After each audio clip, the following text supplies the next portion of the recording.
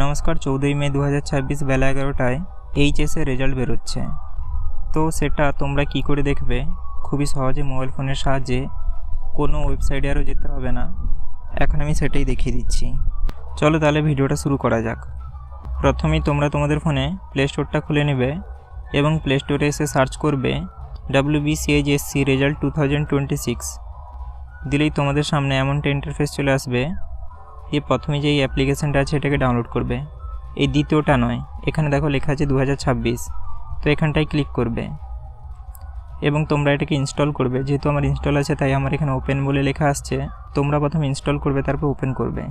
Open করলে তোমাদের সামনে এমনটা ইন্টারফেস চলে আসবে। তোমরা এখানে তোমাদের রোল কোডটা দিয়ে দিবে এবং এখানটায় রোল নাম্বারটা দিয়ে দিবে এবং এখানটায় তোমরা তোমাদের রেজিস্ট্রেশন নাম্বারটা দিয়ে দিবে।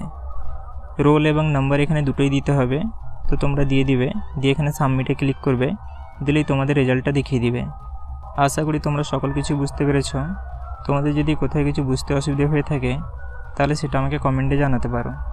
আর তোমাদের কার কেমন কি রেজাল্ট হলো সেটা কমেন্টে জানাতে ভুলবে না।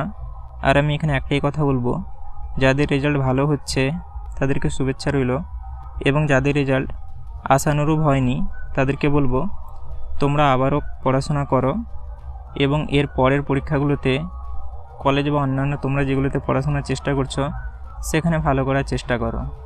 আর যারা এবারে পাস করতে পারোনি তাদেরকে বলবো আবারও ভালো করে পড়াশোনায় মন দাও এবং চেষ্টা করো, অবশ্যই ভালো হবে।